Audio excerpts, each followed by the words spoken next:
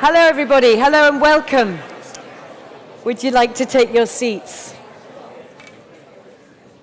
Thank you very much. Good afternoon. Gosh, you're very obedient. Thank you very much indeed. So we have got an amazing afternoon ahead of us. Just to let you know, I am Louise Minchin. If you don't live in the UK, you will not have seen me deliver bad news to you for 20 years on BBC Breakfast. I do apologise for all of that. I'm Louise Minchin. Not only am I a presenter, used to present BBC Breakfast, I'm also an endurance athlete, a massive advocate and believer in the life-changing things that sport can do. And also, relevant to today, I come from a military family. My grandfather, father and brother were all in the Irish Guards, and we're hoping that my niece might go into the Irish Guards. So that's me. So very, very warm welcome to you. I'm in charge this afternoon of this amazing conversation that I know we're going to have, and I'll just do a brief intro first of all.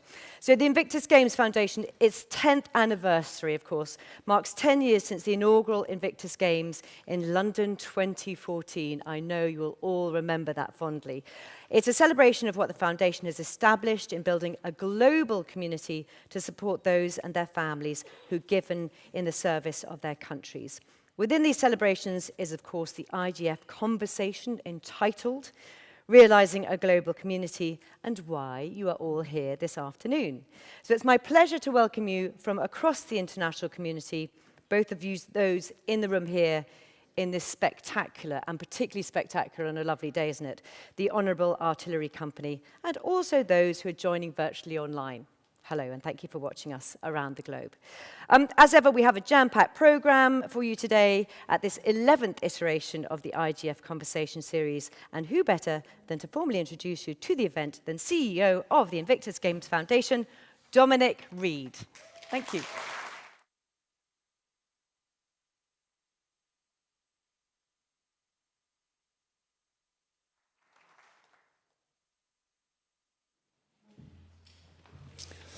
Thank you very much, Louise. Sir, ladies and gentlemen, welcome to the 10th anniversary of the Invictus Games Foundation and the Invictus movement as a whole. This, as you've heard, is the 11th iteration of the conversation, which is a symposium that was started during COVID to bind the community that we've created together. And it's fantastic to see everybody here. Who could forget, those of us who were there, the first face-to-face one that we had in The Hague when Wolf and Katrien told their personal story, and we realised that the mission that we'd set out on in 2014 to reach the man on the sofa was a mission that we had achieved. It's a very important thing, the conversation. It's important for us to share best practice. It's important for us to build our growing advocacy as we build our growing community. And I'm delighted that we're joined here today by our patron, Prince Harry, whose idea Invictus was, and who's been such a steadfast ally and guide these past 10 years. I'd like to thank Louise for moderating, and to all of our contributors, Sir Keith Mills, Ken Fisher, Dr. Emily Mayhew, Dr. Paul Pasquina, Jens Lund, Caspar Holm, Dr. Selina Shirazipur, Johnny Mercer, Annika Kassenbach, Dean Onwuchekwa, and Victor Manuel Vera Rodriguez.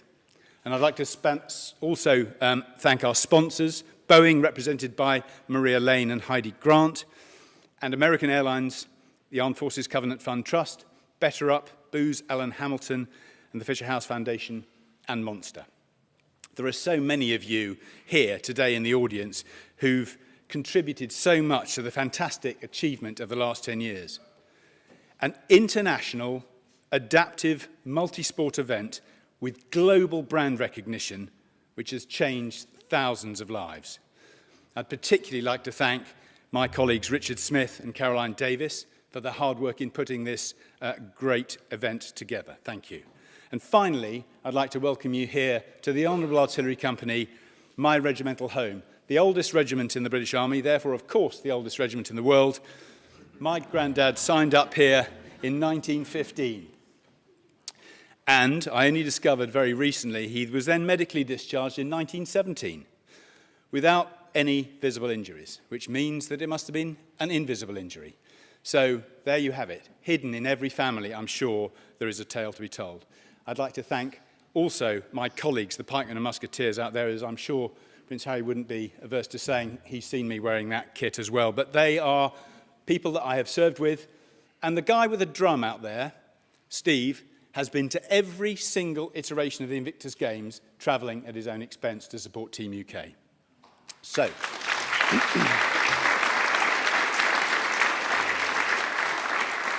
so welcome to our 10th anniversary. And without further ado, I'm going to hand over to Maria Lane from Boeing.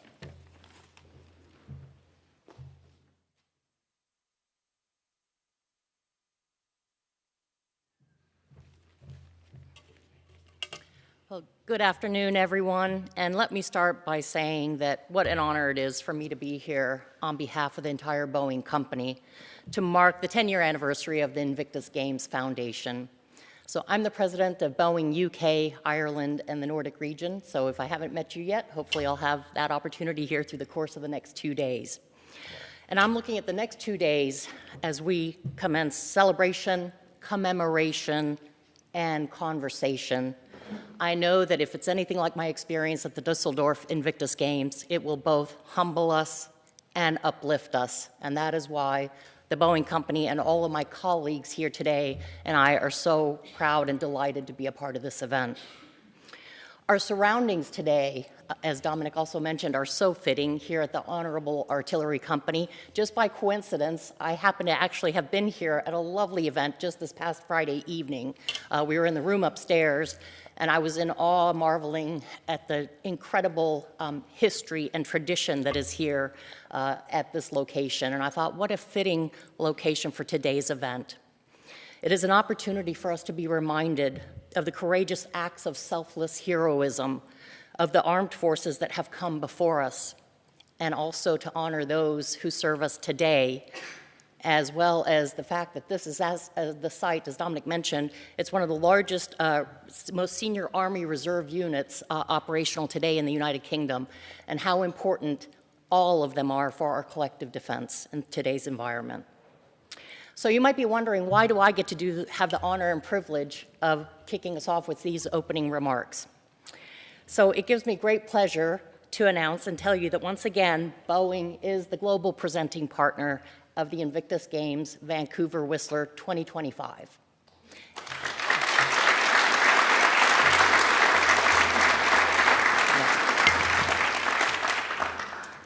We are very much looking forward to the Vancouver Games, and we're also going to do it together alongside with our local Canadian partner, ATGO.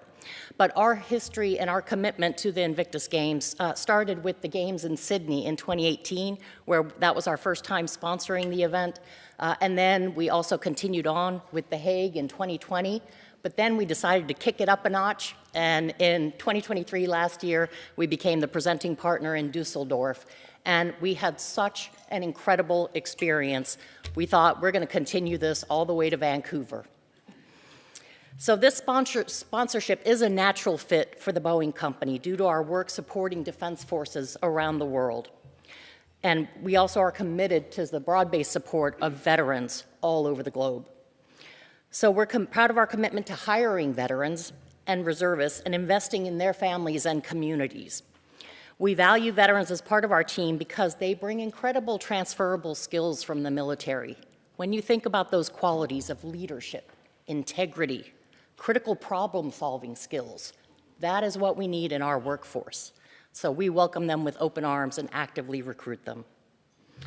Closer to home here in the UK, the Boeing's partnership with the United Kingdom and its defense forces began just prior to World War II, more than 80 years ago. And we continue to support the UK Defense Forces throughout today. We are also proud to have over 200 veterans and reserves serving in our company. And as part of that, they are working along with their military counterparts with over 4,000 employees across up and down the UK at 30 different locations. They are working with our military customers at sites such as the Royal Air Force Base in Lossiemouth, all the way down south to Odium. And internally at Boeing UK, we have a fantastic organization called Bravo, the The Boeing Reserves and Veterans Organization, which is the community that connects our Veterans Reserves and Boeing colleagues across the United Kingdom, and it's dedicated to serving all of those who serve or who have served. And so with that work that the organization Bravo does, we're also very proud to be the holders of a gold award with the Armed Forces Employer Recognition Scheme, and we're strong supporters of the Armed Forces Covenant. We're also impressed that we have a number of charitable organizations here in the UK that we work with to support veterans, organizations that many of you are quite familiar with, I'm sure, such as SAFA, and also the Air League. And in fact, in 2023, Boeing contributed in total over $17 million to charitable causes in support of veterans around the globe, and the UK is a very significant participant and beneficiary of this work. But I would like to especially acknowledge the incredible work of the Invictus Games Foundation. For the last 10 years, they have been unwavering, ensuring we never forget the importance of supporting our wounded, our injured, our sick service personnel and veterans, whether physical or mental, and work with them on their journey to healing and rehabilitation. Their extensive mental health and physical recovery programs provide unmatched access to resources, support, and opportunities needed to thrive and succeed. And this is why Boeing is so pleased to now be the lead partner of the Invictus Games Foundation. But before I conclude my remarks and pass it over to the panelists, I want to say just a final word to our courageous Invictus Games competitors as they prepare to head to Vancouver and Whistler. On behalf of Team Boeing, we wish you the best of luck in the days ahead and in your preparation. The determination that each one of you bring to your sport is extraordinary. You are the inspiration. You are the motivation for us, and we commend you for all that you do. So thank you again for letting us join you today, and we look forward to getting this conversation started.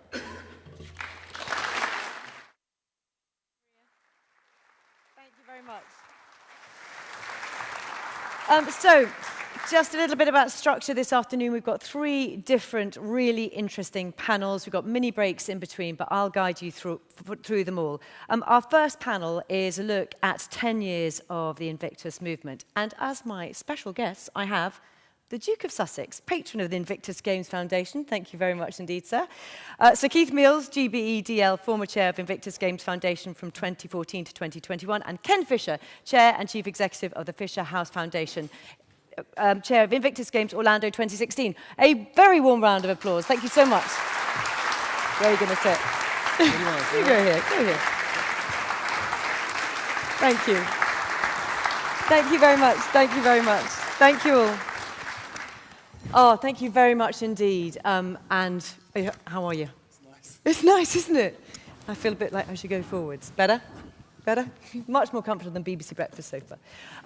Great to see you all. Thank you so much. And of course, Prince Harry, we have to start with you. You know, you are behind all of this. It's your inspiration. 10 years on, it's got to feel like a bit of a moment, hasn't it? Yes, I think it's much more interesting to hear it from Keith's perspective when I called him 10 years ago, and he thought he just retired and was hanging up his boots and had less to do, not more to do. But no, it's 10 years is a real thing. It's our birthday at Invictus Games Foundation, and we're all very excited and thrilled. And you know, this really is. Sometimes you can say, you can look back and go, look at what we've done, but also, given the state of the world, there is so much more to do. And I think there's a lot of uncertainty, but what we've created is this global community amongst so many of us with this shared journey of healing, not just for the individuals, but for their families as well. So what started as a little idea, actually stolen from the Americans, and made bigger and better. It's not often you can say that. But what started as a small idea has grown and grown and grown for numerous different reasons and purposes. Let's take you back about that moment when you decided to steal this. You went to the Warrior Games, didn't you, in 2013? And just take us through that. You saw what was happening and you thought, right, okay, there's something really special here. Tell us what was your thought process? Well, the key to that, everybody in this room knows the reasons why, but it's sport. Sport was the magic that I witnessed, and having just come back from Afghanistan myself, seeing the wounded, injured, and sick, and seeing the effect this was having on all the families, and just the weight, the load on defense and on the individuals and on the rehabilitation programs, there just wasn't enough being done. And at the same time, not enough celebration and recognition of those sacrifices that were being made. So to be in Colorado Springs, Nick, where are you? Nick's here. Nick was instrumental in making that happen, as was Jamie LP, who's also in the room as well, which is it's just, again, epic to see so many people who've been on this journey for so long. But I was up in Colorado Springs, and I saw one of the things that really stands out for me was watching Ivan Castro on a bicycle. Ivan is completely blind. On a bicycle crossing the finish line to cheers from a few family members and about, I guess, 3 or 4 members of the media. By the way, he was on a tandem bicycle, just so we're all absolutely clear. Do you know what? You had me there. No. Was it you talking to me? Yeah, it was just you. And to see the smiles, to see the impact, to see the change and the effect that sport was having on these people's lives was quite literally transformative. And I actually just thought it was a real shame that it was tucked away here in Colorado Springs on an Air Force base for no one else to be able to witness and see. Firstly, for the families themselves, but also for the world's media, because, again, what I'd seen on the battlefield and what I was seeing now were role models. And I just really wanted to do everything that I could to be able to help create a larger platform for more individuals and to be able to really celebrate their stories. I'll come back to you in a bit, because you've already talked about one of your highlights, but I'll let you think a bit about what are your highlights, and, because I know you've seen let's talk now a little bit about the real impact of change it can have on individuals. And you must talk to people like, I'll go to Keith in a minute, I promise. You must have a real sense of that. People must come up to you with really serious stories that move you. I think I'm not the only one. I think there's plenty of people in this room, again, everyone who's worked and continues to work for the foundation. Since 2014, I've had mums, I've had dads, I've had grandparents, I've had kids come up, hug my leg, and thank me and thank us at the foundation for bringing daddy back, for helping mummy out. Like, it's a real thing, and I think, to everybody in this room, every single person in this room has been part of that. It's not one person, it's not a few people, it's everybody. And again, that community spirit has really just lifted everybody up. And it's been such a privilege and an honor to be connected to all these people who, some are still wearing the uniform, some aren't. But the effect that you see it has on the family is quite addictive, to be honest. And we're going to talk to a member of the family, one of the families later. So Keith, you got that phone call. It's quite something, isn't it, to get a phone call from Prince Harry asking you to do something that is going to be a lot of organisation. How did you go about it, turning that into this vision that he had? Well, first of all, I heard the story. But to be honest, I knew little about the armed forces. Like most people, they're tucked away somewhere. And certainly I'd never been exposed to the effects of that a lot of the people in this room will have seen close up. And I think the thing that frightened me most when Prince Harry told me about his vision was he wanted to pull it off in 10 months. And as I just spent the best part of 8 years organising the Olympic Games... Well, you, if anybody, could do it. Actually, the first thing I did, I was going on holiday the next day, so we had a cup of tea on a Thursday, and I went on holiday on the Friday, and I spent most of my bloody holiday on the telephone calling one or two people in this room because we had this idea, not much else, frankly. No, it wasn't called the Invictus Games then. We had no money, we had no people, we just had a very good idea. And actually what really did it for me, Prince Harry suggested, because I really didn't understand the impact of injuries in the way that he did. He took me down to Headley Court, if you remember. And he and I went to Headley Court, which is a recovery centre in the UK, for me to meet some of the guys that had come back from Afghan and from Iraq. And that was a profound time for me. I mean, that really... That'll seal the deal. He's a great salesman, you know. But actually, when we started, we needed to call in a lot of favours. And I remember suggesting that the thing we needed early on was to get the Olympic Park, because that's where all the facilities were. And that was controlled by Boris Johnson, our mayor at the time. And so the next cup of tea that Prince Harry organised was a cup of tea with Boris Johnson and myself and Prince Harry, and he twisted Boris Johnson's arm quite hard to allow us to use all the facilities in the Olympic Park at no cost, which was a great... This is the first part of the commercial plan, right, that we... But no, look, we called on a huge number of people who went way beyond what would normally be possible to pull off the first games, and none of us really knowing where the first games was going to take us. But it was phenomenally successful, and that's the reason we're all here today. Tell me about the core values that you had then and are still valid now.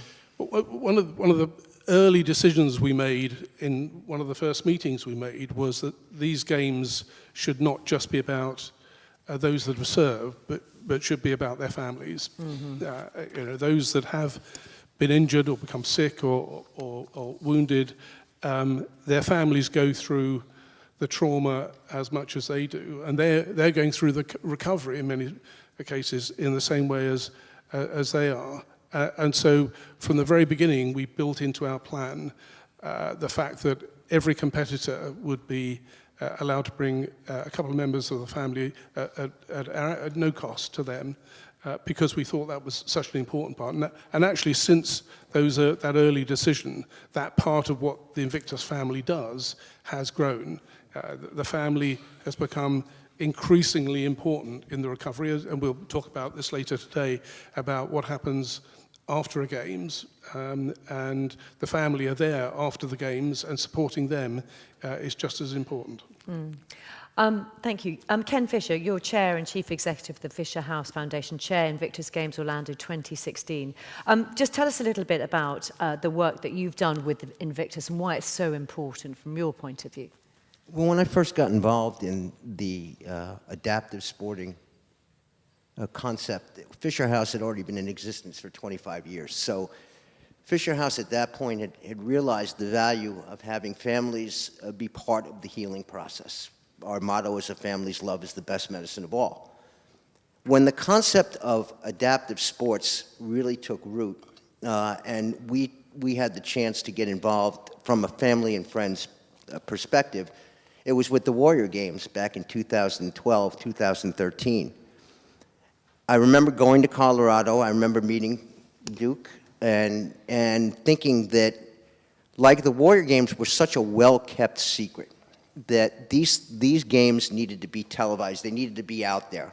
People needed to understand the impact not only of the families and the friends, but also what the adaptive sports has meant to men and women who had suffered wounds that would have been fatal in previous conflicts.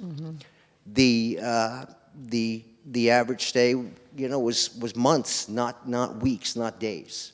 And so, you know, the concept of having adaptive sports as a goal, as a means for these wounded warriors to become competitors, was too compelling for us not to get involved in.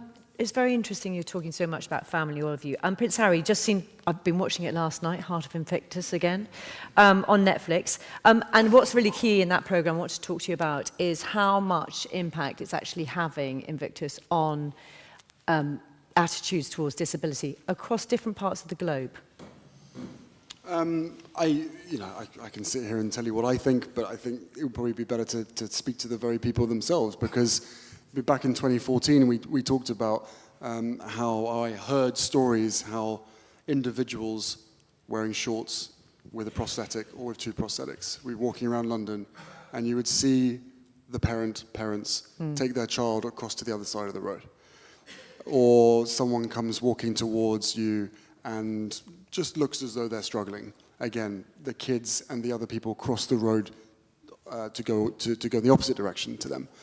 And after 2014, it was incredible how quickly all that changed. And again, I only go off again what I see, but also what I hear from the individuals themselves. And it was a complete reverse. From mothers and their children were crossing the road to come over to shake their hands, to hear their stories. And I think the games itself really, rather than individuals feeling as though they needed to hide or needed to stay quiet, it was a case of, no, look, here I am, standing proud. Here I am, finding my purpose again.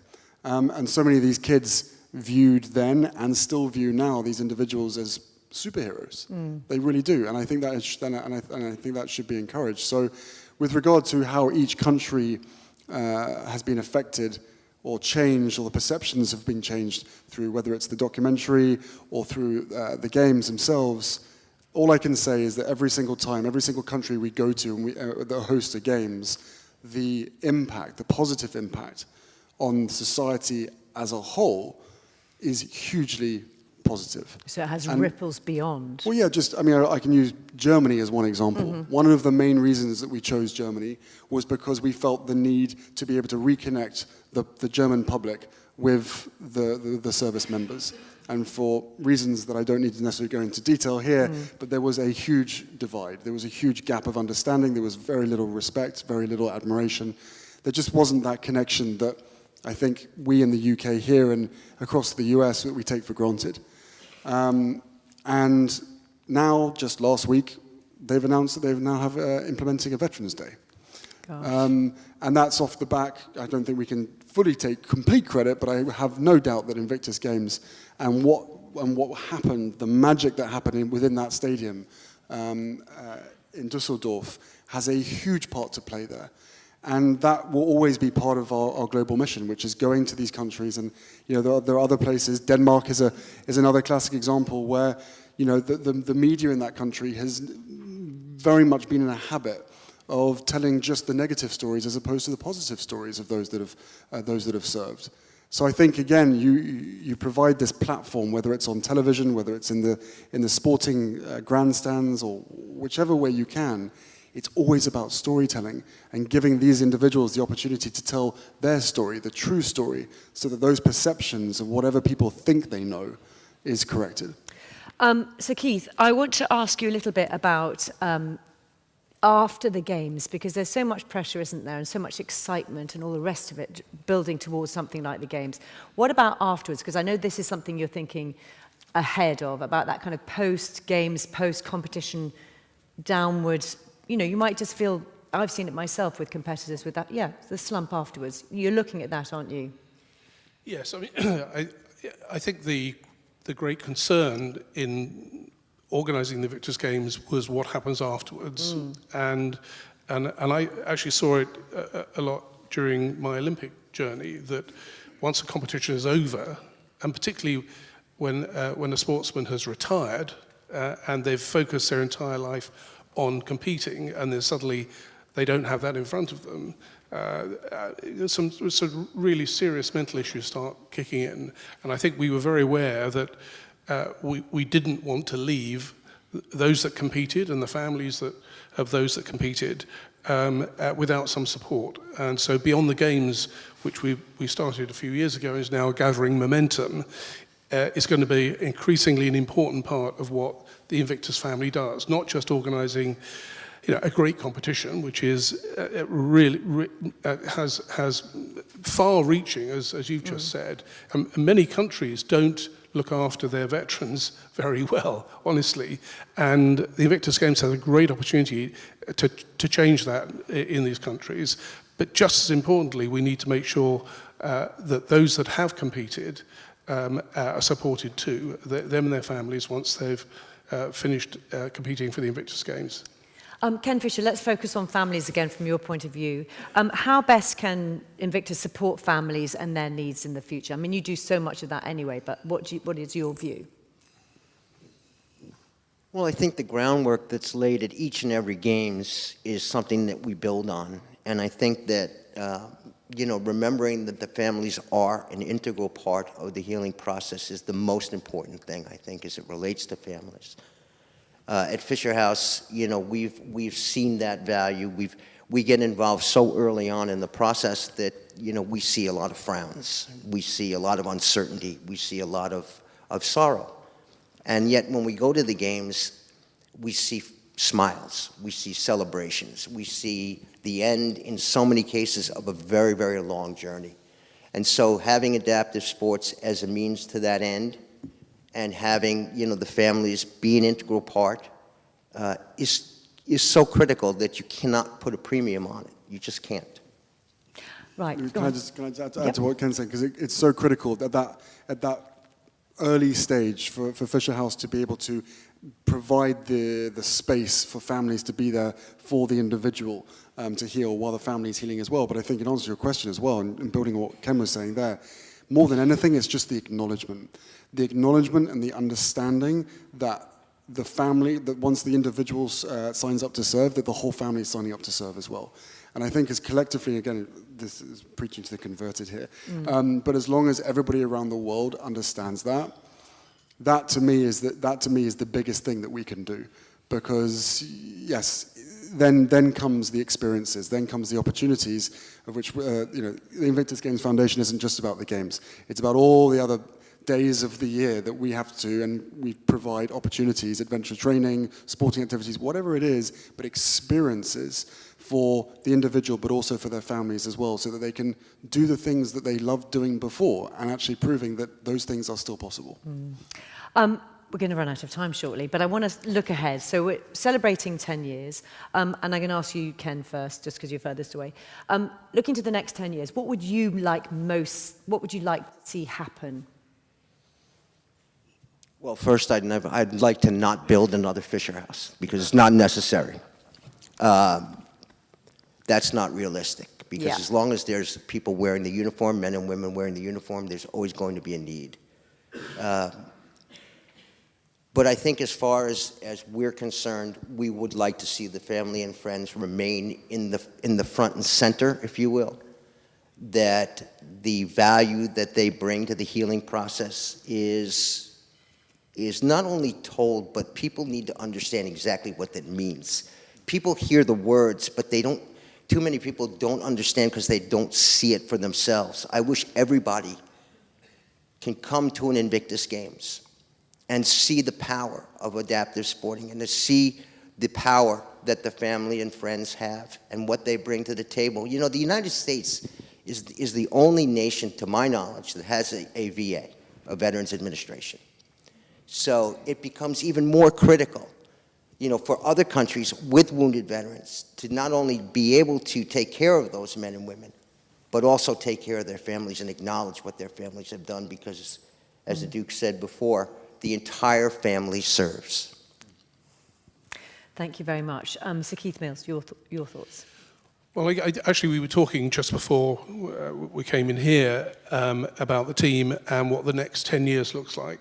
And actually, all the people in this room can contribute to shaping the next 10 years. But for sure, the problem that Prince Harry identified 10 years ago still exists, and conflict, sadly, around the world continues to grow. And who will know what's going to happen in Europe or elsewhere in the world over the next 10 years? But for sure, the way that we look after veterans, those that have served, and their families is going to be increasingly important. And I think the Invictus Games Foundation has an incredibly important part to play in providing the support that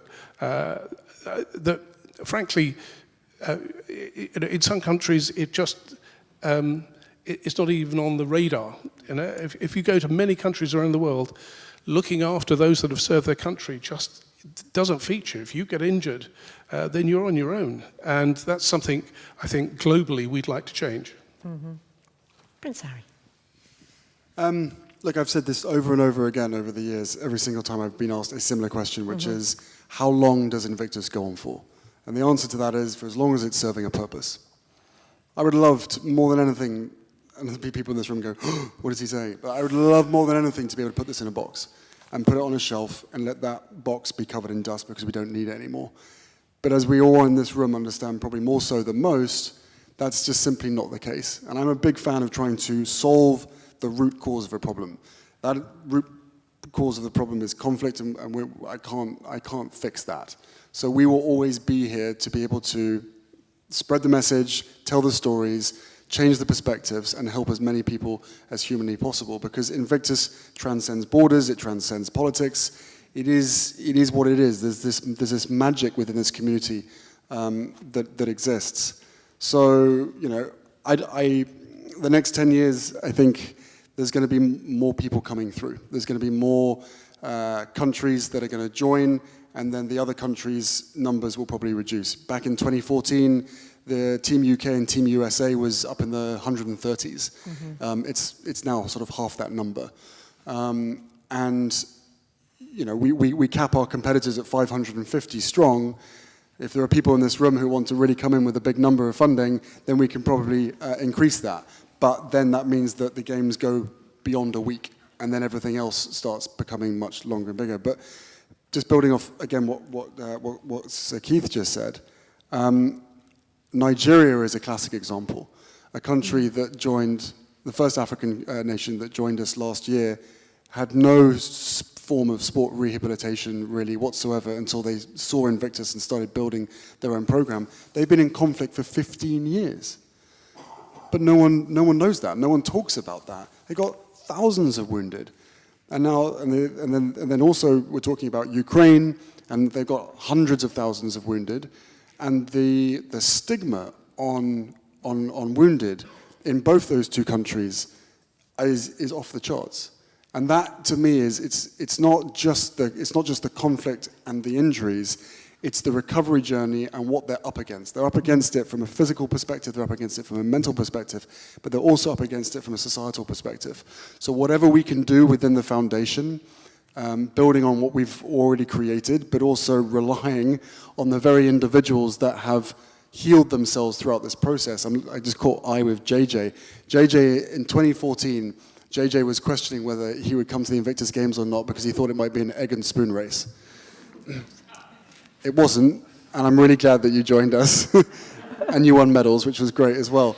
But again, perception, perspective. We all in this room have a continued service to play. And I think that is what we're doing.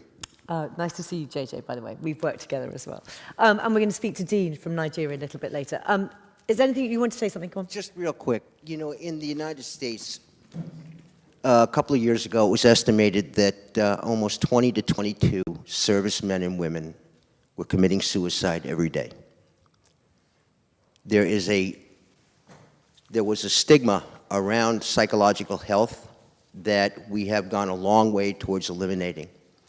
But forums like the Invictus Games, where people can see what is possible if they take that first step forward, becomes so critical, not only for their health, but for their families' mental and psychological health as well. So that's not to be underestimated. So that's why the Invictus Games needs to continue. It's why what we do in this room needs to continue, because one service person who commits suicide is one service person too many. Yeah. Thank you. We're going to come to the end, but I did ask for your highlight. Can you give us a little bit of your favorite sort of magic? You mentioned the magic, a magic moment that makes you smile. It probably hasn't changed. Still, it has to be the beginning. 2014. Yeah. In the copper box. I was at the DJ decks, trying to choose some of the music and put the lights on and just get people on their feet. And is Guy in the house? Guy Monson, are you here? No? Well, we're having dinner at his place later, so he'll definitely be there.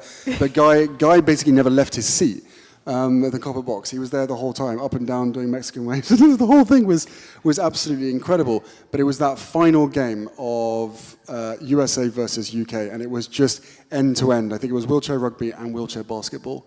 And that, to me, was the highlight, because you had 6,000 people who had filled this stadium and were on their feet, every age from 95 to 5, and people were just literally blown away by what they were watching. We had no idea what was going to happen.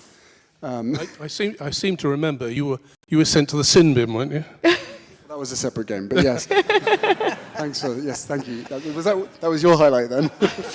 Clearly. But look, for us, I think all of us, including Keith, despite that call of bringing him out of retirement, I think we've just had a huge amount of fun, and I think I personally have learned so much from all the people that I've met, as the children, the family, the friends, and the individuals themselves, and the amount of respect and admiration that I have for all of them just continues to build just year after year after year. And now we have these Invictus 1 year to go events as well, because to be honest with you, we can't wait 2 years.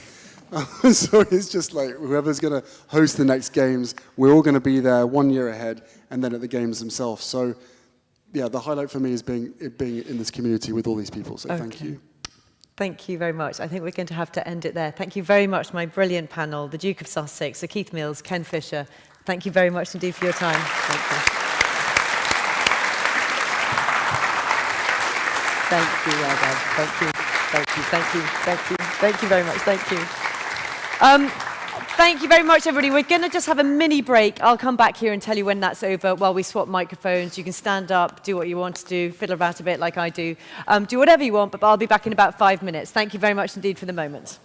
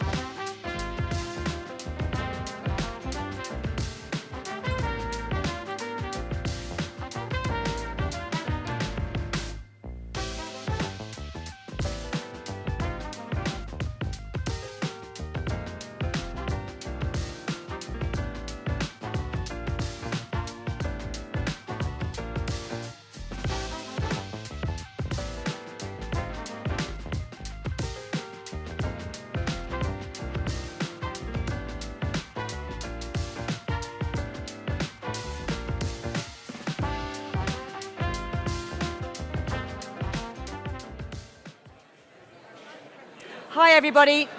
Hello, everybody. This is your 1 minute warning. 1 minute warning. And I know some of you are athletes, so you will sit down in time. 1 minute to go.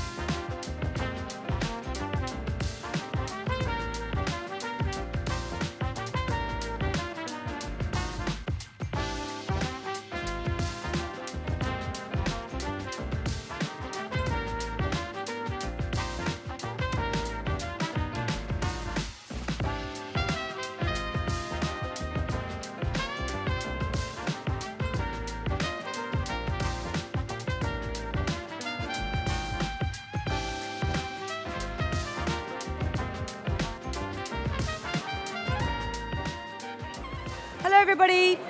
Hello. Can you make your way back to your seats, please? That would be great. If you want to come back and sit down, that would be brilliant. Thank you very much, everybody. Now extended to a hard job. This was meant to be a short break. Thank you very much, everybody. Come and have a seat. If you're having a cup of tea, you can bring it with you. Can somebody have a word with people in there, please? I'm going to get very bossy now. Shh. Good. Thank you very much. If you just want to come and take your seats, that would be great. They're shutting the doors. Thank you.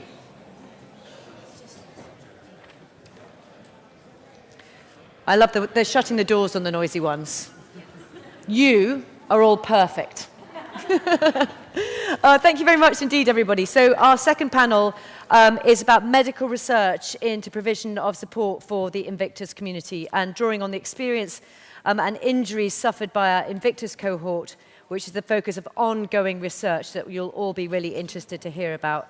We're going to talk about what can be learned and shared from these findings across all of the nations.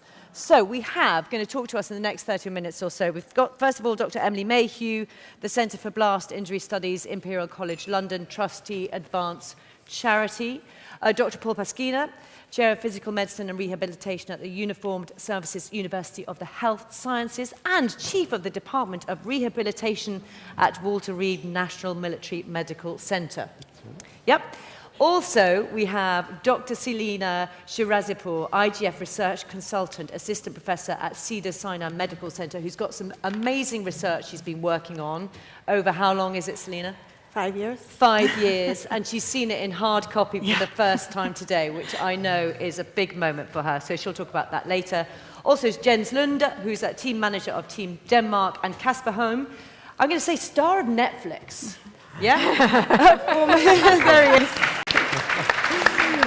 Former competitor of Team Denmark. So lots to get through in the next half an hour or so, but I know that Emily Mayhew, you're going to start and tell us a little bit about what you've been working on.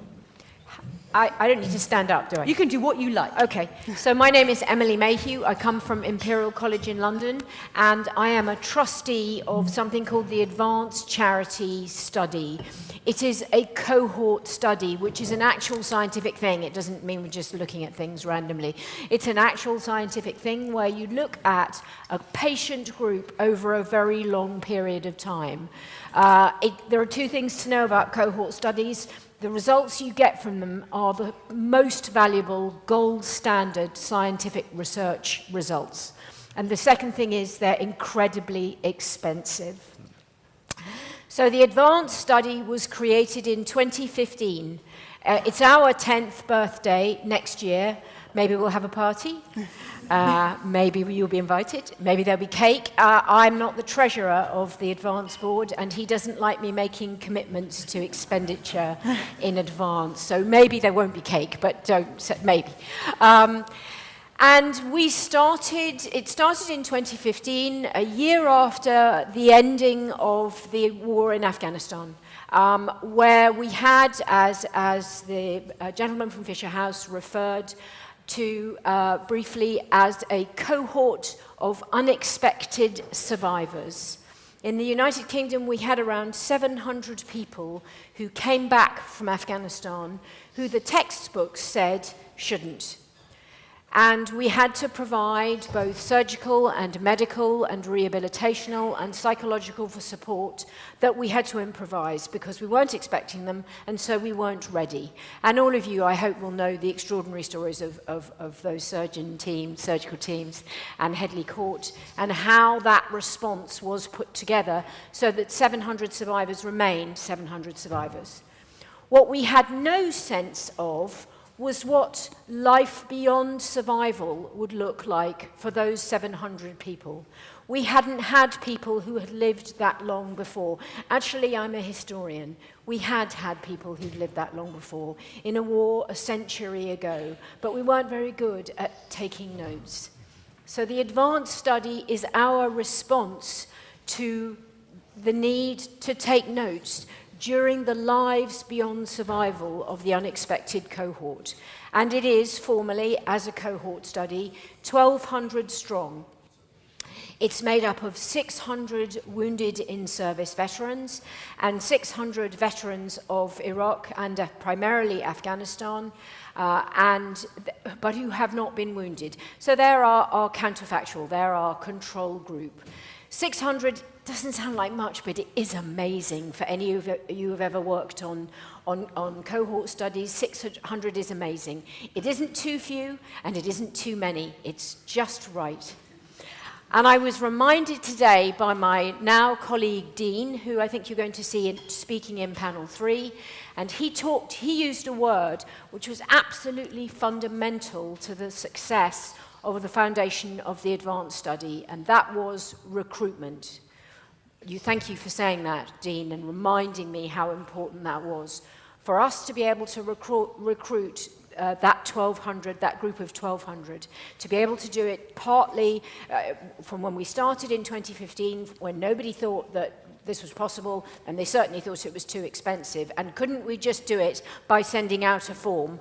And then COVID, we did it all, we got it done. But the person who takes on the recruitment, it's the most important word in the room. And we were greatly assisted by Dominic Reed and Invictus, who hosted meetings to enable better recruitment for the study. So this is an opportunity for me to thank Dominic, who's not even in the room. Please somebody tell him.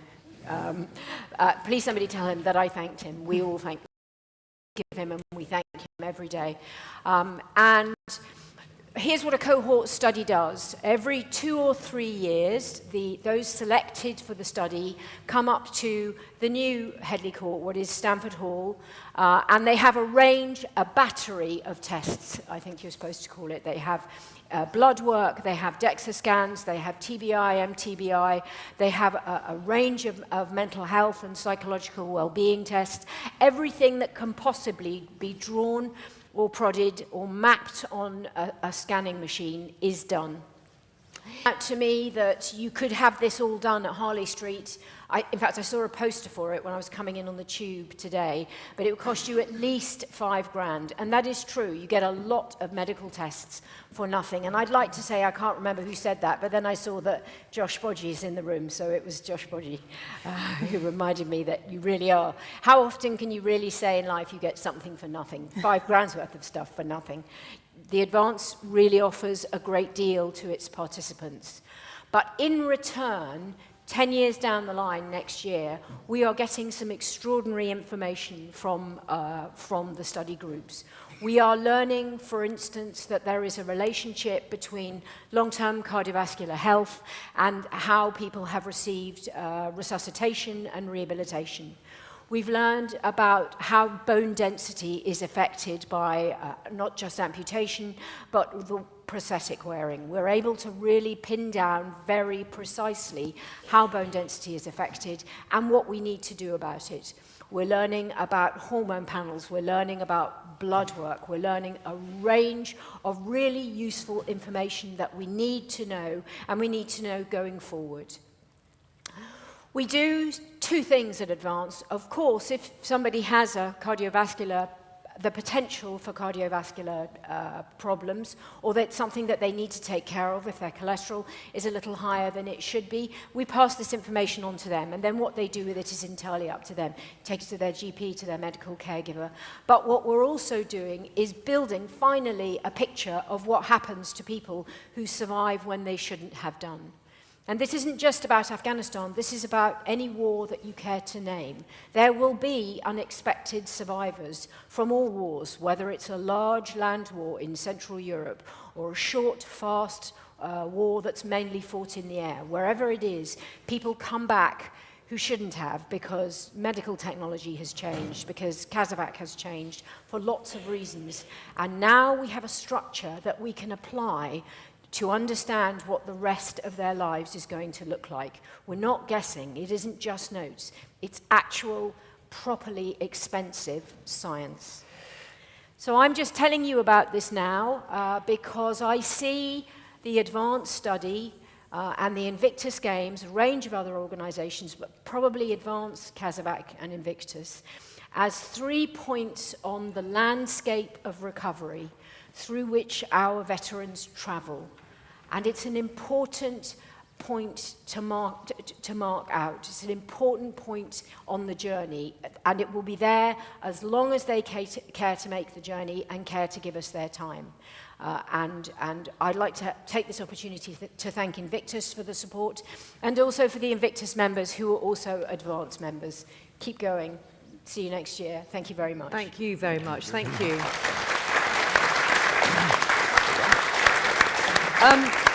Paul, you've listened to Emily. I know that you talk a lot, both of you. What are you learning from your point of view? Yeah, well, let me just start by saying, I'm from the States. I won't comment on bigger or better. But I will say the UK has been a leader in taking care of our community of folks with disabilities, right? We're celebrating 10 years of Invictus, but almost 75 years from the first event in Stoke Mandeville Hospital, not too far away from here, where World War II casualties were cared for, and that launched the whole Paralympics. So the U.S. has actually learned a lot from our UK partners, how we take care of our veterans. And it's been our veterans and our folks with disabilities that have been leaders. They've broken barriers, much more than just personal bests or world records. They've broken barriers in terms of transportation, education, commerce. They've become political leaders. They've been general officers.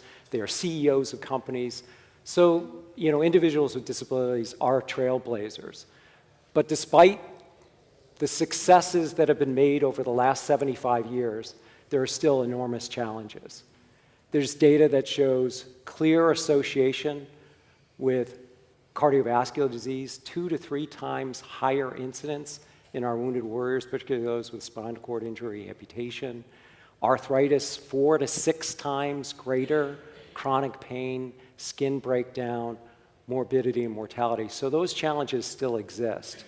And while we are lucky to live in today's world where we're developing new surgical techniques, new medical techniques, new assistive technology, bionics, robotics,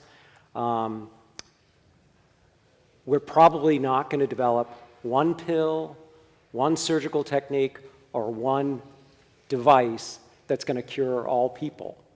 What we do know consistently is sport and exercise is critical to the health and well-being, physically, behaviorally, and emotionally, not just for the service member, but for the family as well. And that's what our adaptive sports program has shown us. There's plenty of studies to support that, and we're really excited. Obviously, I'm involved in a lot of research, partly because since 9/11, I've been involved in taking care of combat casualties coming back to Walter Reed and noting that what we have on the medical front is just not enough. And so how do we take care of folks with visible and invisible wounds? How do we do that in the most effective way, and how do we take care of their families is something that continues to drive me and hopefully continues to drive everybody here and listening. Really fascinating to hear from you. Thank you very much. Selina Shirezapur, you have just done, I mentioned the research, it's a tome which is lying there, Beyond the finish line, examining the Invictus Games, and it's a study funded by the forces in Mind Trust. Take a big breath. I know you've been working on it for years. What are the key findings? Yes, thank you. Yes, I'm going to sleep well tonight. Yeah, I think what I was really proud of with this study design is we didn't just look at do the games help, which they do. We show that in the report on your tables. But how do they help? How do we deliver programming in a way that facilitates the best recovery? And that becomes important not just from the standpoint of supporting the nations and best practices, but new nations that come along that want to deliver outcomes for their competitors, and also any other programs that might want to learn from what's happening in the Invictus nations. And so that best practices piece is something I'm really proud of. We did observations, interviews, surveys with coaches, competitors, and staff from Sydney through to The Hague. And what was really interesting to us, because it wasn't a framework that we started out using, was how prominent transformational leadership strategies and frameworks were in terms of what was effective, because we were able to take the observations and the interviews with coaches saying what strategies they were using and link that to the outcomes in terms of who was seeing the greatest improvement from the games.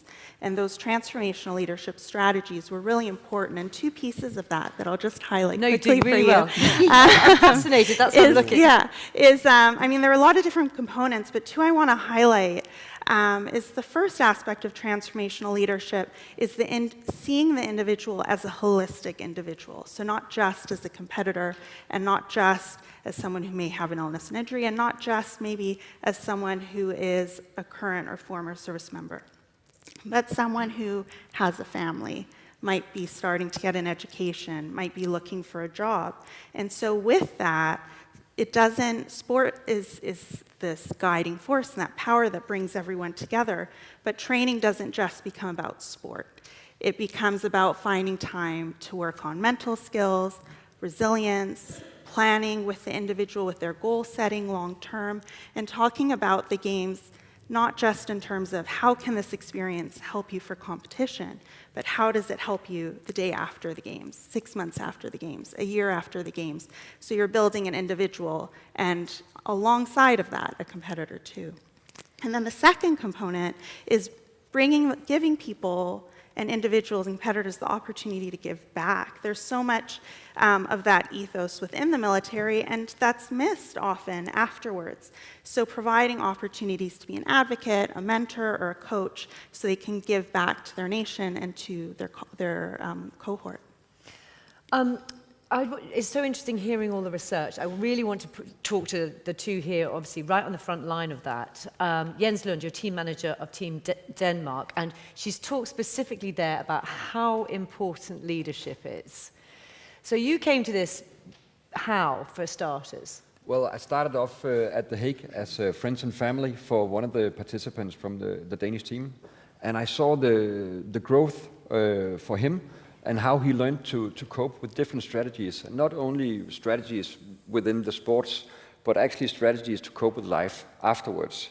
So the sports for him was a safe framework within you can work, and then you can take some strategies from that, and you can apply that to real life afterwards. And the guy I was supporting there, he actually became a coach on the Danish team afterwards for Düsseldorf. So his journey was really good and sustainable. So you're talking about exactly her point, that sport can change other parts of your life. And then you became part of it. So, the pressure is kind of on you, isn't it? If that's what she's saying, that leadership is so important. Why is it so important to you to have been that leader? Well, in the leadership, and if we're talking about sports, we have the coaches who are leaders.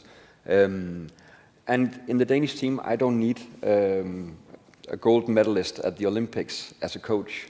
I actually need a coach with human skills, because that is vital. And as you're saying, you cannot divide a personality into different parts. When you look at a person, it's holistic. So when you look yourself in the mirror, it's not just the worker, it's also the parent or the friend or whatever. So I need coaches with human skills.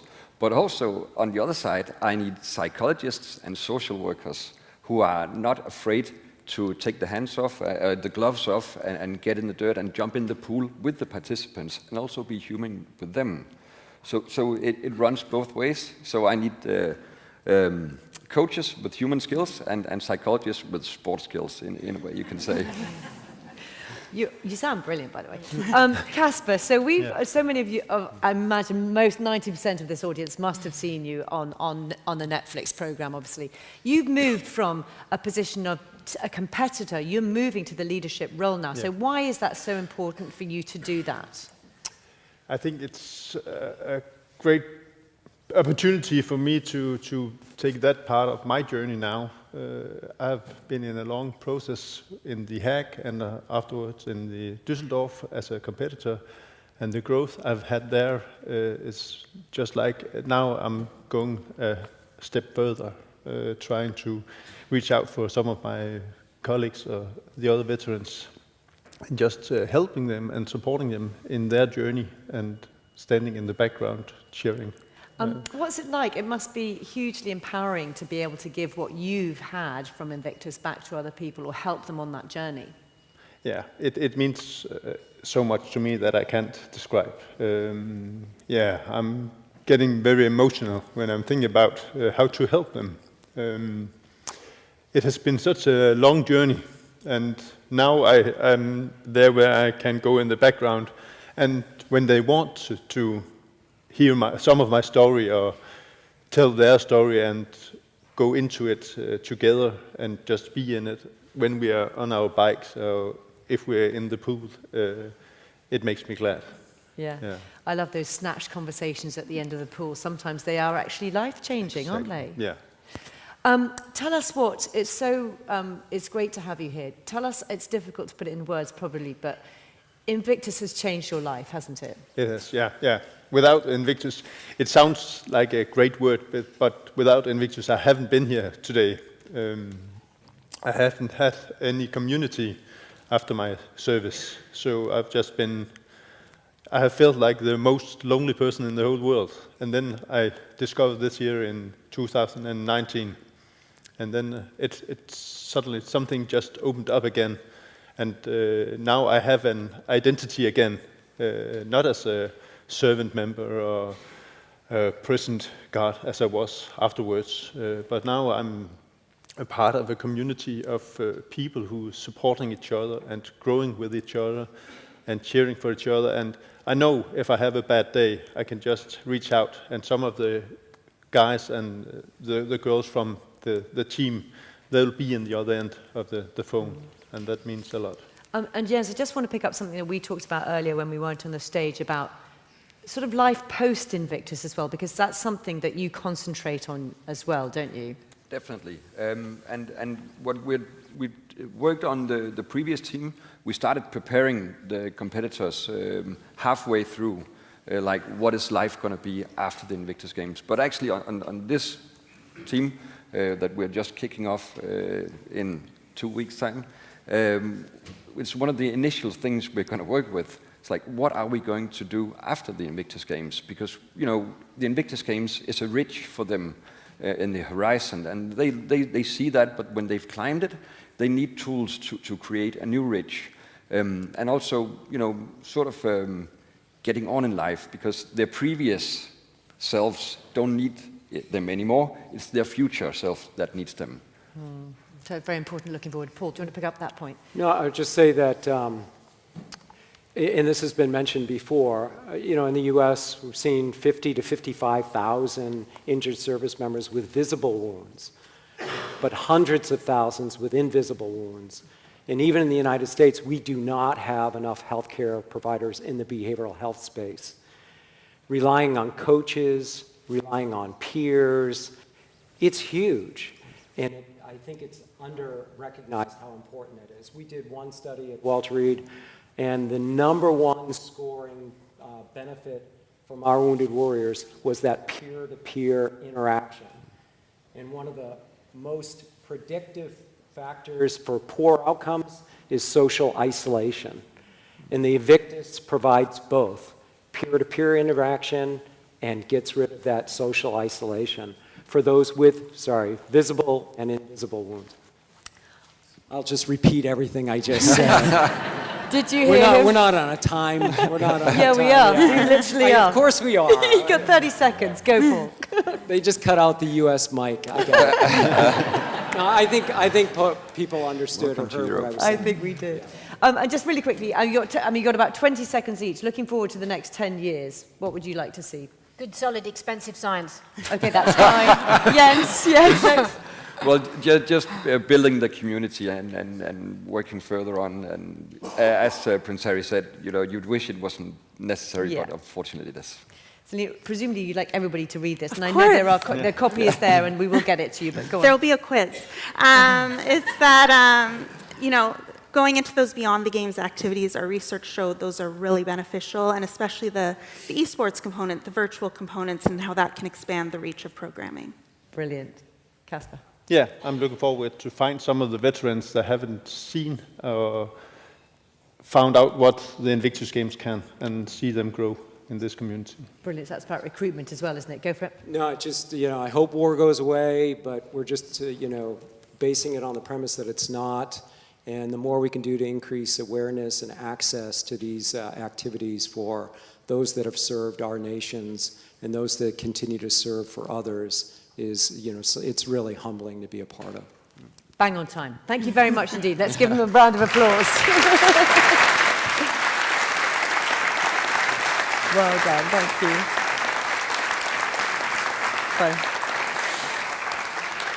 So this is an unannounced little mini break this time, so don't go and get a cup of tea, and we just got to do a couple of things, and I'll be back in a few minutes. Okay? Thank you very much, everybody. Thank you.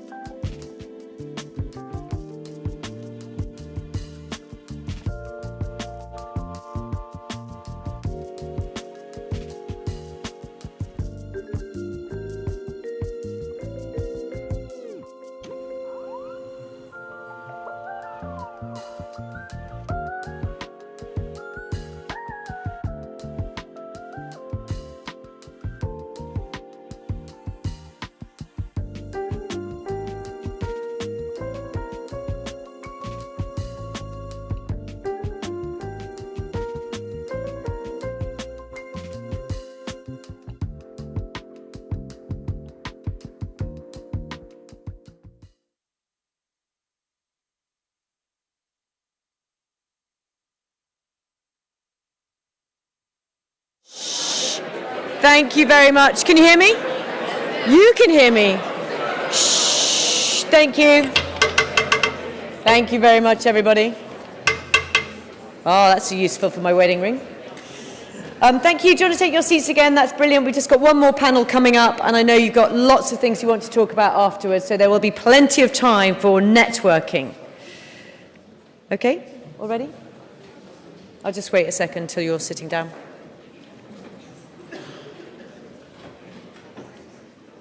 Okay. So, thank you very much indeed. Good to go? We good to go? Look, thank you, Richard. He's listening. Thank you for being so patient, everybody. Brilliant. So our final panel is going to focus on looking to the future and exemplify how sport is the catalyst for recovery with many of our Invictus nations. We're going to hear from different perspectives within the community, including the newer nations of Nigeria and Colombia, who joined the Invictus community in 2021, and learn how Invictus has significantly changed their lives. I'm really looking forward to hearing about that. Before that, though, we're going to have a speech by the Right Honourable Johnny Mercer MP, UK Minister of Veterans, who, of course, served himself as well. So, UK Minister of Veterans Affairs, the Right Honourable Johnny Mercer. Thank you very much indeed.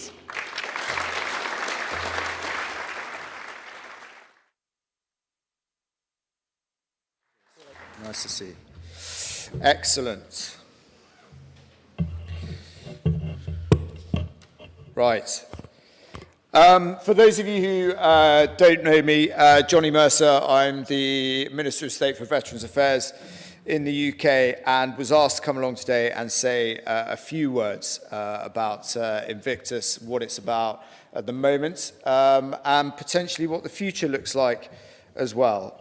And so I would say thank you very much for inviting me along today, because it's an important moment, this. 10 years. 10 years since the first Games marks a historic achievement on many levels.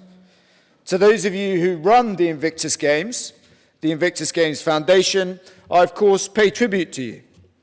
Veterans Affairs in the United Kingdom has for some time been a variable and quite a mixed endeavour. There have, of course, been those who have passed the test of time, our older, more established charities who do so much to support you in this endeavour. There have been some very bright moments. This is actually the first time we've properly got together since the passing of Bryn Parry, who was famous for many things, but particularly his burning sense of mission at Help for Heroes that has inspired me personally so much. But sometimes life as an injured veteran can feel pretty inconsistent. Like when the broken bodies and minds are on the television news every night, it is almost fashionable for a nation's leaders to lean into these endeavours. At other times, it can be incredibly lonely. For those still wrestling with demons from wars that no one outside our community really seemed to care about at the time, no one remembers today, and indeed a nation that seems determined to slip into its longed-for amnesia. Not only for veterans, but for those ultimate bearers of the nation's debt to those who serve, and that is, of course, their families. But you at Invictus have been different. You have been consistent. 10 years later, you are doing more than you've ever done before. You are changing more lives across the globe than ever before. And as someone who has devoted their career to improving the lives of those who serve, I wholeheartedly salute you. I salute your tenacity to stick the course. I salute your ambition to be brighter, to be bigger, to be more inclusive every year. But chiefly, I salute you for those lives that you've changed. For these injured warriors remain a deeply special cohort. In a society, perhaps globally, but certainly here in the UK, that has become all too comfortable in the freedoms and the privileges afforded to us in this modern world, to sign up and serve remains the noblest of professions. To sign up to an ideal, to a set of values, to something so much greater than oneself, and then to be injured permanently in that endeavour in either body or mind, presents challenges with many similarities to our predecessors, of course, but increasingly in modern warfare, wars of political choice, it has a uniqueness all of its own. It can be incredibly lonely. I cannot tell you the admiration I have for those of you who have endured those challenges. It is what drives me to create national, strategic, structural change in how the United Kingdom deals with her armed forces veterans. The veterans' environment at a government level here in the United Kingdom is unrecognisable from the one I set out to change 10 years ago. Whatever happens, we cannot go backwards from here.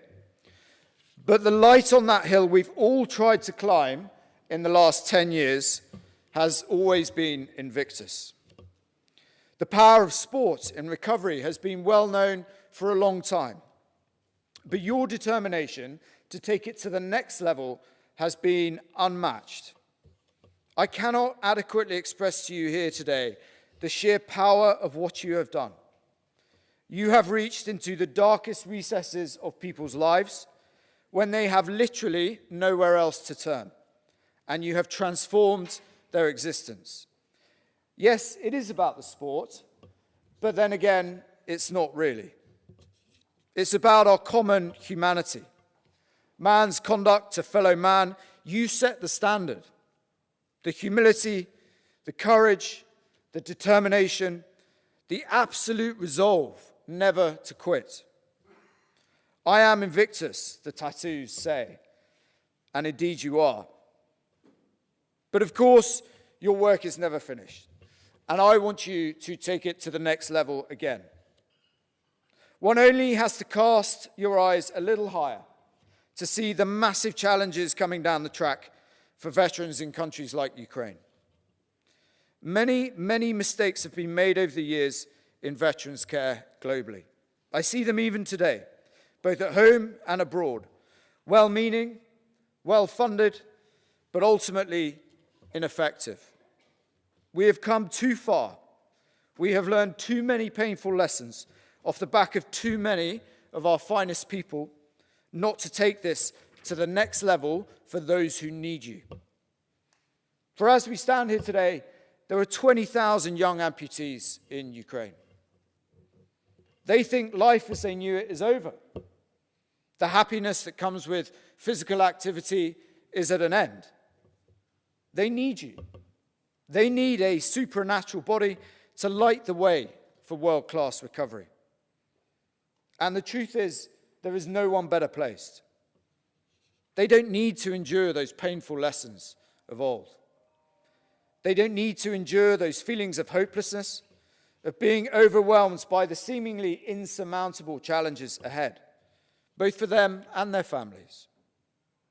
Their families don't need to endure as many sleepless nights as some of you, dealing with broken minds and broken spirits, because they have you. They have your hope, they have your inspiration, and they have your example. And I ask you today to meet that challenge. Be the turn-to movement for veterans globally. Be the turn-to movement for governments who are determined to get this right first time.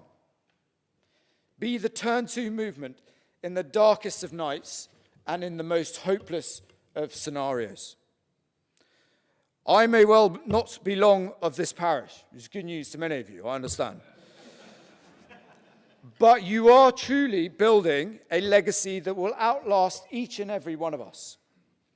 But truthfully, only you can do it. Not just me, not the Duke of Sussex on his own, each of you who has been to the Games, who has seen the magic, who has that Invictus spirit within them, you have that responsibility. Use it, take care of it, nurture it.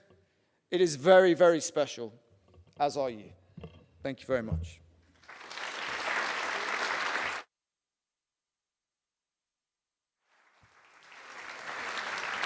Thank you very much.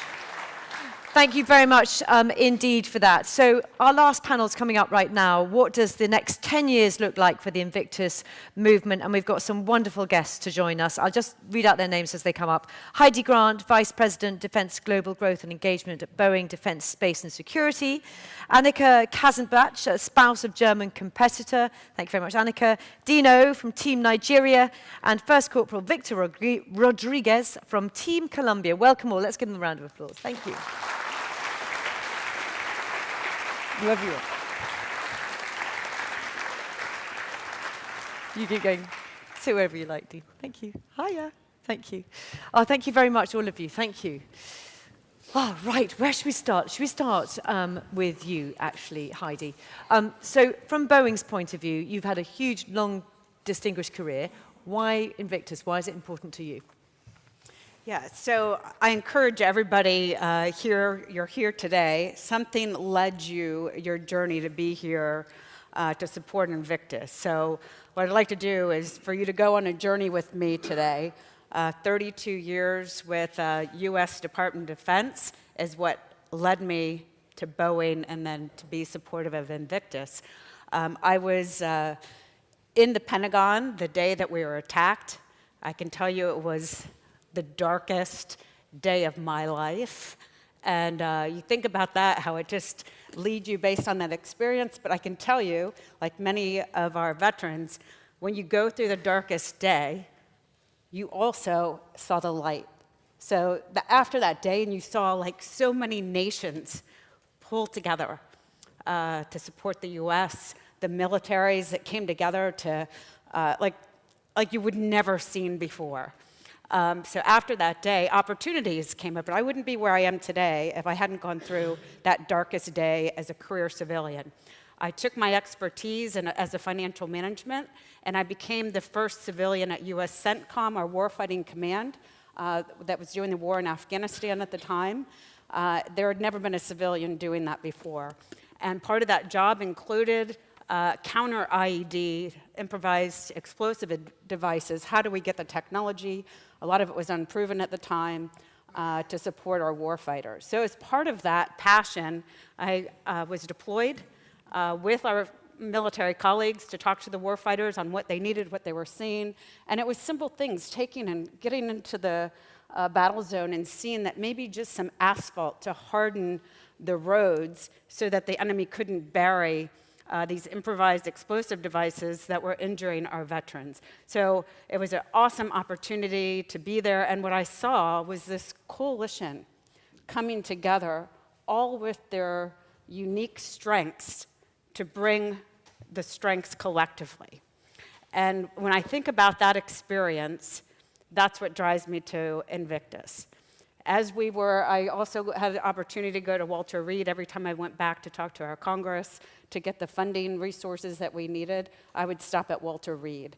And I can remember the first U.S. triple amputee going there to cheer him up. Instead, I walked away more motivated. He said, could you just wear this shirt for me, Homes for Heroes, and tell people what our needs are?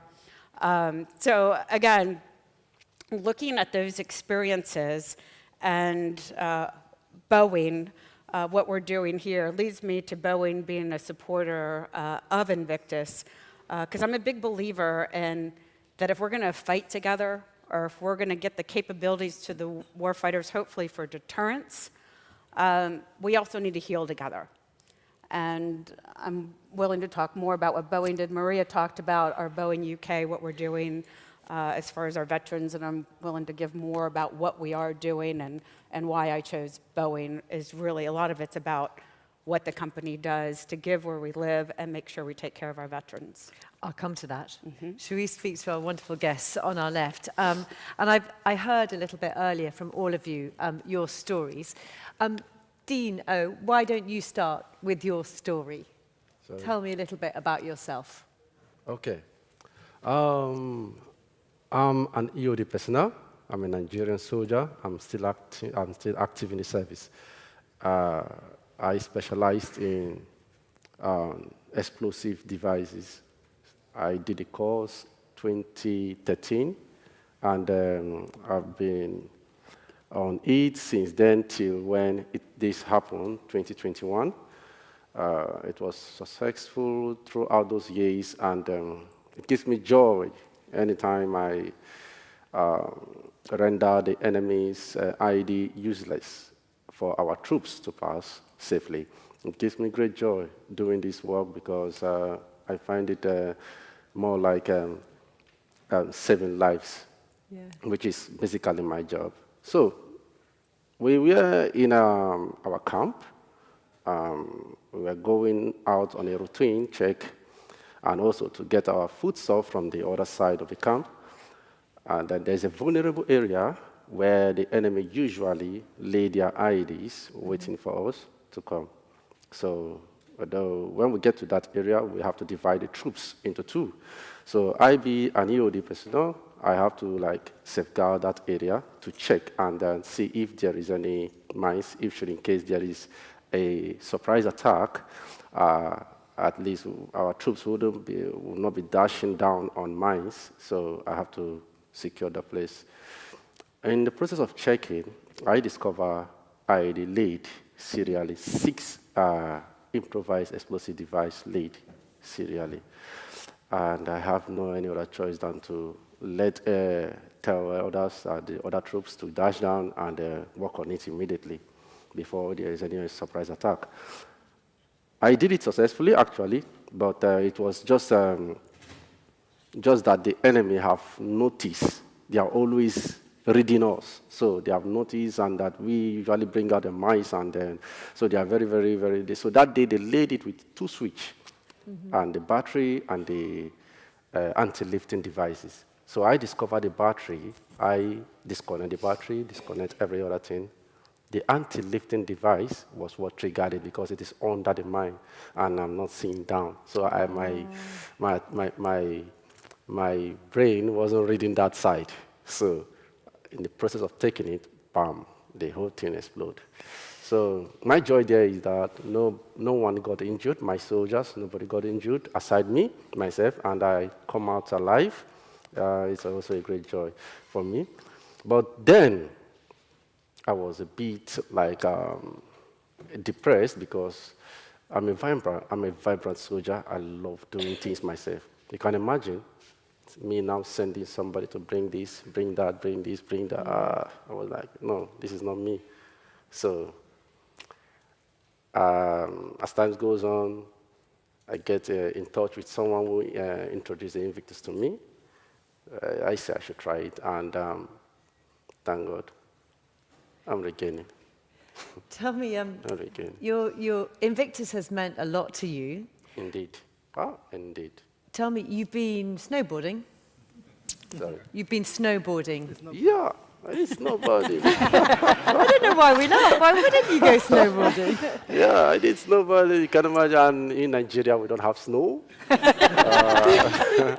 And also we don't have the tools, the tools in terms of the board. We don't have that.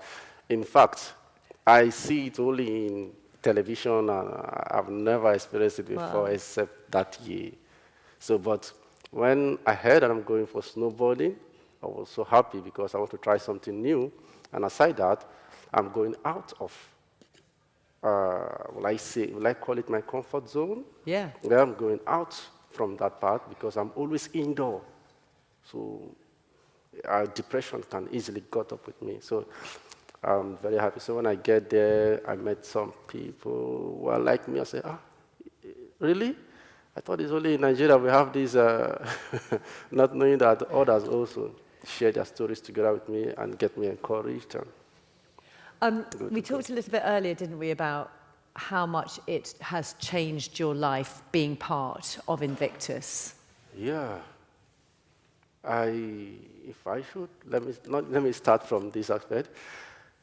Like I said earlier on, I'm a kind of person that do things on my own. I don't like sending or making someone uncomfortable, someone to like. So I want to do it myself instead of sending someone to do it for me. So now I have to like start sending some people to do things that I can't do. So it gets me depressed, and like people are scared of me because out of depression, I got angered easily. So I should, even without my, I do fight. So as a then, if you just offend me a little, I will just go into you immediately. We'll start fighting. So I don't wait for second chance on that. It was later that they went, after I got attached to the Invictus, and I was the first person in Nigeria the Invictus being shared to. And then the lady, which is, I can still remember her, Princess Olivia, was the person who introduced this Invictus to me, and then told me if I can put my, I can go into it, I will regain. That she's seeing that I'm depressed, that's why I got angered easily. So I should go into it. And as soon as I go into this Invictus, started calling other soldiers that, okay, come, this is what I discovered, and I'm seeing changes in me. Come and see if you self can be changed.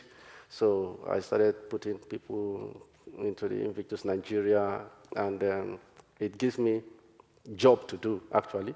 You know, in Nigeria, I will never give me any job. And I know you do a good job because you recruit other people. Yeah, and it also takes my mind out of my condition, out of my situation. So I hardly think that I don't have a hand. It's only you that see me that I don't have a hand. To me, I have a hand. So I... Tell you what, you have a sense of humor. Yeah. Oh, thank you so much. Thank you so much. It's such a joy to meet you. And let's also talk to you, Victor, as well, because both Nigeria and Colombia are new to Invictus.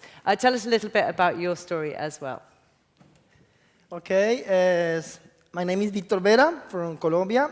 I am a wounded, retired corporal from Colombia.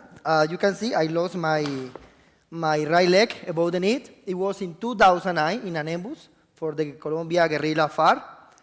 And I'm very grateful to be here. I'm very thankful because the 3 soldiers that got in the ambush, I was the only one to survive. And the one thing that I think when this happened was that my military career, that was the end, you know, because nobody wants to be wounded in Colombia, because you are training to be in the jungle, combat, you know, in combat. But when you are going to lose one part of your body, you are not going to be useful, you know, for the army.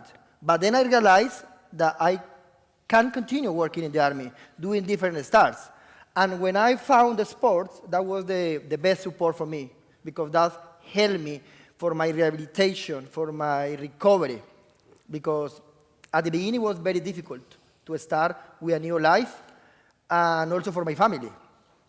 But right now that I am here, that Colombia got into the Invictus Games Foundation community in 2021, we are very, very grateful, and also for those who are behind us, you know, because we want to support them, to show them that they are not alone, that through the sport we can do many, many things, and that we can change one physical disability in abilities to do many, many things. They realize that through the sports, we can be stronger, and we can being always up in any situation. For that reason, I'm very grateful for this invitation to be part of this community for Invictus. 10 years, the time flies, you know? But we want to have Invictus, you know, for more years to support people. You talk about being strong. You're a power lifter. Yeah, that's going to be my principal sport. It's called parapogo lifting, and it's going to be a bench press. But I can realize many, many sports. For example, like 3 weeks ago in the Rehabilitation and Veteran Center, we participated in some activities. And after 15 years, I swam again in a competition. Yes. It was very difficult for me. You know? Well done. I'm a swimmer, so I know it was that's very hard. difficult for me because maybe the last time was when I was in the military academy, in the NCO school. But after my accident, I have never swum again.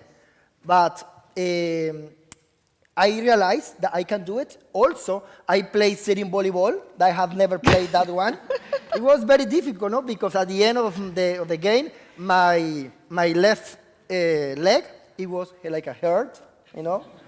Because it's sitting. It's a difficult situation, believe me. Oh, and before I can't let you go, I'm sure people in here will want to know how much can you bench press then?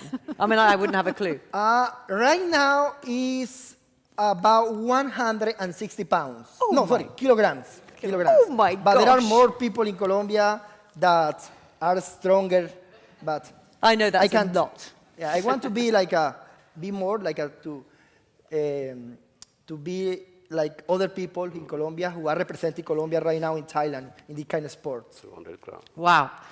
Amazing. I love both of you and your stories. Absolutely fantastic. We've talked so much about family today, and we can't let the families not have a word. Annika, thank you so much for joining us. We've heard from these two how amazing it is for them and what it's done for their confidence and all the rest of it. As a family member, just give us, and lots of people will be familiar with your story, but just give us a little sense of what it's meant to you. Yeah, the preparing time for the Invictus Games was a very good time for us because we started to have, or my husband, who suffers from mental health illness because of his services, had got a new routine and got a new goal, and that helped us long before we started with the games. Yeah. And during the games, it was for all of our family members a very great experience, because we have, for children, they met other children, other families in the same situations, and they could learn that they are not alone. And also, the whole organization is about caring for the families, and that was the first time we as a family were seen as a whole construct, and not only the wounded soldier. It was sometimes hard in our journey because no one saw us. And in the Invictus Games, we have we were supported as well as the soldiers, and that was great. I can see your husband's looking on very proud of you today, by the way, Jürgen. Tell us as well, so important for the wider family, but also, do you see Invictus as sort of changing attitudes within society, within German society, for example? Yes, it was great for us that it was in Germany, because we have already heard it from the Duke. There is a different relationship between the society and the military in Germany. And I think it was a great event and a great party for all of the people who joined the games. And we've heard, it was great. And the people began to talk about what does it mean that we need military, what do they do for us, and what does it cost sometimes being injured and so on, and what can we do for the people. Thank you so much. Just pick up on that point. What are you doing? You talked about the work that Boeing's doing with veterans. What are you doing then? Right, so Boeing annually, we provide resources of over $17 million to our veterans annually.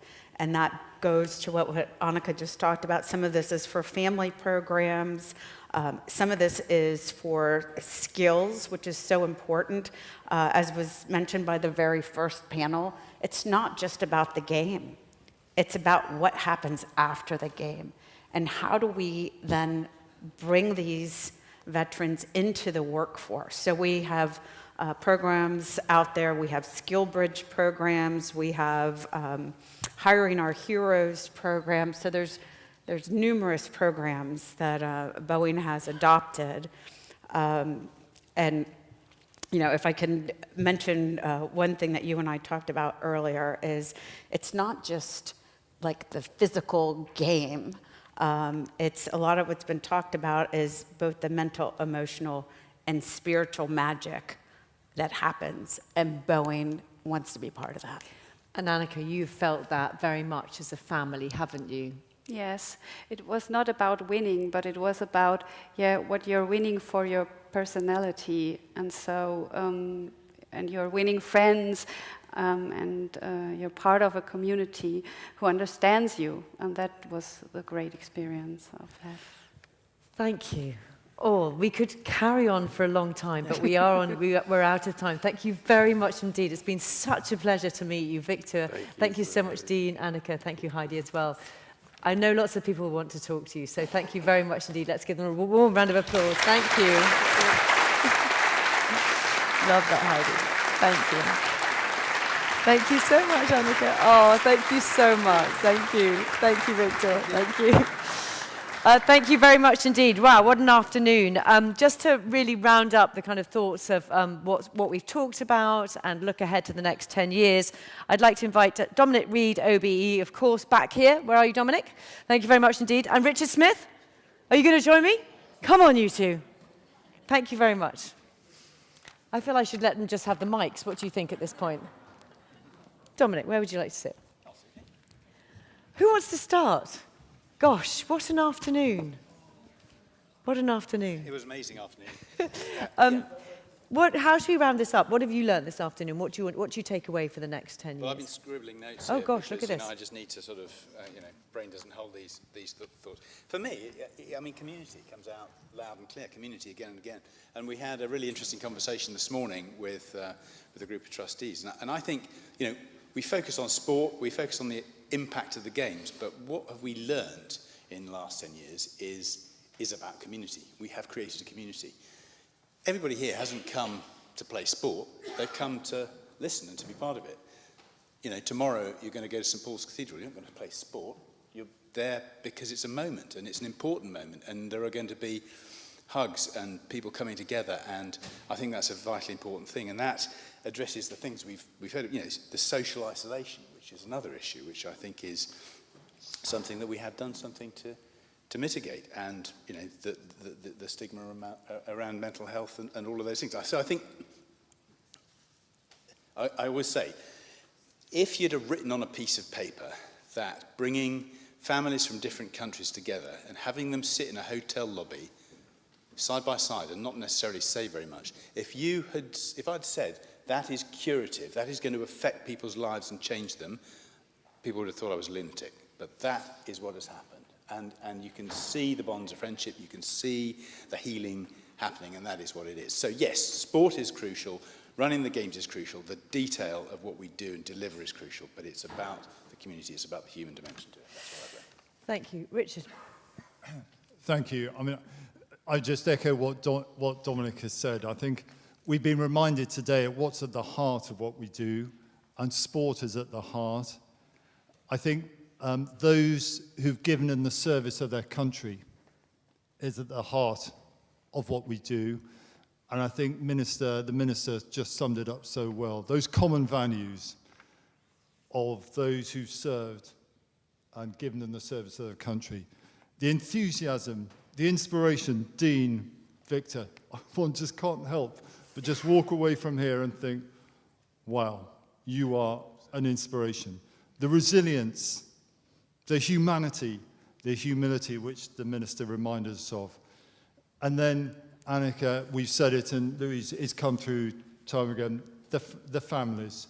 As an ex-serviceman myself, I know I couldn't have done what I did without the support of the families. And I think, as Saki said in the first panel, and with Ken as well from Fisher House, the support and the way we integrate and the power of the family unit is so special to Invictus. As Dominic has mentioned, we do it through the games, and we're so proud that the games go from strength to strength. We've just announced the shortlist for 2027, and we have the 2 candidate cities here, Birmingham, UK Birmingham, and also Washington, DC. And then we go on from there. So the games is at the heart of what we do, and then that support we do from beyond the games. I think in this first 10 years, we've realized the social impact we have. Louise, as you've mentioned through the Netflix series, our ability to change attitudes towards veterans and change attitudes towards disability. But then in the next 10 years, as again has come out so strongly, the world is no safer. And I think what's really struck me, for us, realizing the global community, because that's what it is going forward, is supporting those who've given in the service of their country and being prepared to support those who will give in the service of their country going forward. And I think if we can do that as an Invictus community, through everything we've done, the games, and get the message out through advocacy, research from panel 2, and spread the message so that everybody realizes the power of what we do, then I think we're well set for the next exciting 10 years of our journey. It's a big ask. What would you like people to do leaving this room today, Dominic? What's the focus for the... Yeah, come on then. I mean, we could go have a beer or a cup of tea, as the Duke said a lot. Well, I think the main thing people have got to do is to go out of here, as they will naturally anyway, and talk about Invictus and spread the word and proselytize about it. And I think they also need to encourage people to realize that in order to do what we're doing, we need resource, we need financial resource, we need human resource, we need people recruited and empowered to deliver it. So I think it's about that. It's building that culture so that we can actually deliver on what we are intending to do. And I go back to really early on in panel 1. As often happens, the boss said, hit it bang on the nose. He described it as a shared journey of feeling. That's a new phrase for me, a shared journey of feeling. And that's what it is, actually. And we're all on that journey together. And that journey needs to be resourced by good people and lots of money. Good message. Last word to you. Again, just reinforcing what Dominic said, but I think Jens, I just made a note. I think you summed it up. And it's the theme of today.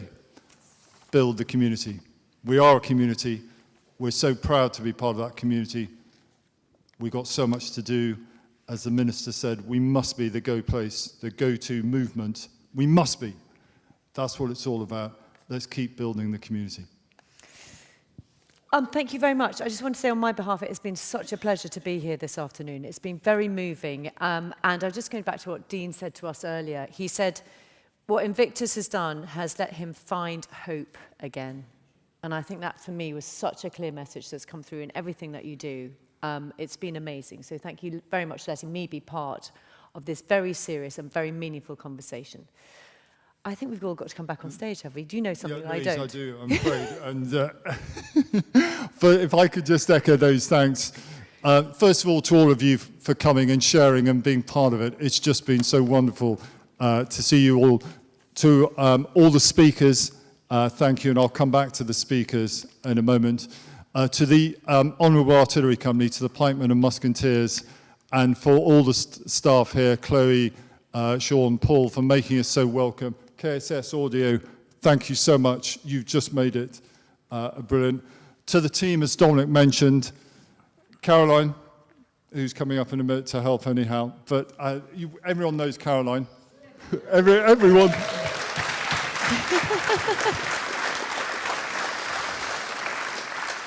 I certainly do, because I don't do anything without Caroline telling me what I could do. But Caroline, the staff, but also a couple of others, if I may, to the comms team, to Sam and Paul, who have just made, have worked so hard to pull the programme together. Sam and Paul, are you around? No. But actually for helping getting this out. And also just the visual aids, just the visual signs behind us of what it's all about. A massive thank you to you. Louise? Thank you very much. It would be really remiss for me not to say, on behalf of all of us, you just made us feel so relaxed, and you, no need for briefing at all. You've just done it so brilliantly, and you've just caught it on.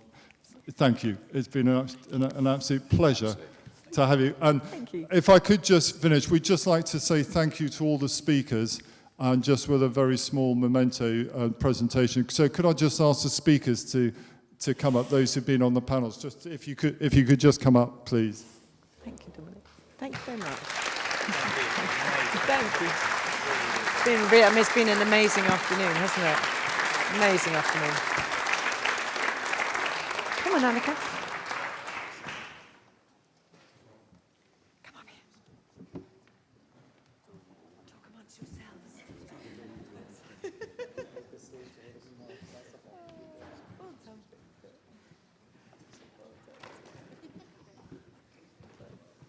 Well done, everybody.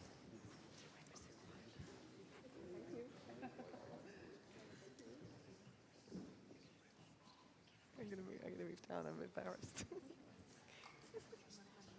Oh, you said come and stand here. Thank you. So, for those of you who are wondering what's going on, we're presenting a challenge coin, immaculately mounted in a small device that you can put on the mantelpiece. And this is one for everybody. So, here you go. Does that include me? Yes, of course. Oh my gosh, how amazing. Thank you. Wow. Oh, that's amazing. Thank you.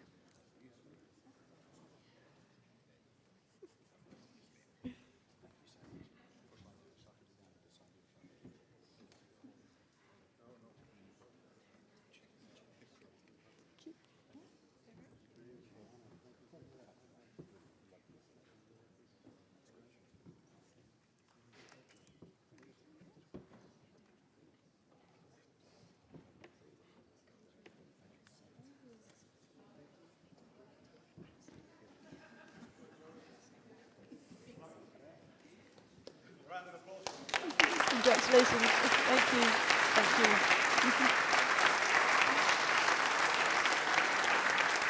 Thank you.